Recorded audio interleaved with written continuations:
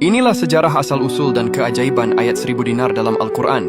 Siapa yang tidak ingin hidup berkecukupan, bebas dari lilitan utang, dan selalu menemukan jalan keluar dari setiap kesulitan hidup, banyak orang meyakini bahwa kunci untuk meraih semua itu terkandung dalam sebuah ayat Al-Quran yang populer dengan sebutan ayat 1000 dinar. Ayat 1000 dinar bukanlah nama resmi dalam Al-Quran, melainkan sebuah julukan populer untuk potongan ayat dari surah At-Talaq ayat 2 dan 3. Lokasi turunnya ayat ini adalah di Madinah, dan termasuk ayat-ayat Madaniyah. Ayat 1000 dinar ini merujuk pada sebuah kisah inspiratif yang sangat melegenda. Dikisahkan, dahulu ada seorang pedagang saleh bermimpi bertemu Nabi Khidir alaihissalam. Dalam mimpinya, Nabi Khidir memerintahkan pedagang tersebut untuk bersedekah 1000 dinar emas kepada fakir miskin. Sebagai imbalannya, Nabi Khidir mengajarkan kepadanya ayat mulia yang seperti tercantum dalam Quran surah At-Talaq. Nabi Khidir lantas memintanya untuk mengamalkannya, dan pedagang itu pun melakukannya. Beberapa waktu kemudian, saat pedagang itu berlayar, kapalnya tiba-tiba dilanda badai hebat dan pecah.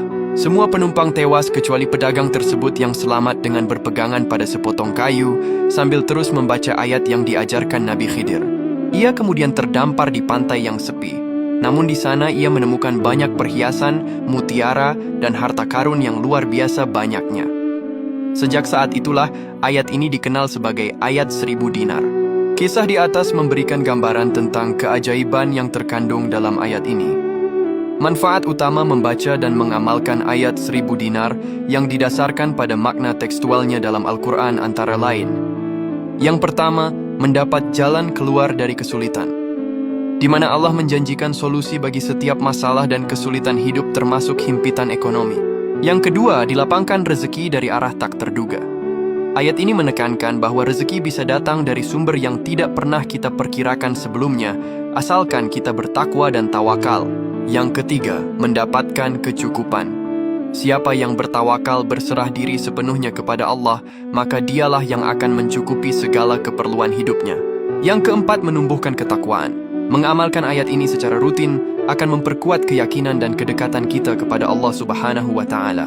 Dahulu, ayat 1000 dinar diturunkan kepada Nabi Muhammad untuk memberikan solusi dan petunjuk bagi umat Islam, khususnya dalam menghadapi kesulitan hidup, masalah ekonomi, dan untuk mengajarkan pentingnya takwa serta tawakal kepada Allah. Dikisahkan, dahulu Auf bin Malik datang kepada Nabi Muhammad dalam keadaan susah hati karena anaknya ditawan oleh kaum musyrikin dan keluarganya mengalami kesulitan hidup serta kemiskinan. Rasulullah lalu menasihati Auf untuk bersabar, bertakwa kepada Allah, dan memperbanyak doa dengan membaca ayat 1000 dinar ini. Nabi menjanjikan bahwa Allah akan memberikan jalan keluar dari kesulitan yang dihadapinya. Auf bin Malik mengamalkan nasihat tersebut. Dan ajaibnya, atas izin Allah anaknya berhasil melarikan diri dari tawanan musyrikin dengan membawa harta rampasan berupa kambing dan unta yang banyak, sehingga kehidupan keluarga tersebut menjadi lebih baik dan berkecukupan. Pada intinya, ayat 1000 dinar adalah pengingat kuat akan janji Allah bagi hambanya yang berpegang teguh pada takwa dan tawakal. Ini adalah resep spiritual untuk meraih ketenangan hati dan kelapangan rezeki. Ya Allah, semoga kita semua diberi kecukupan rezeki oleh Allah dan dimudahkan dalam segala urusan. Amin.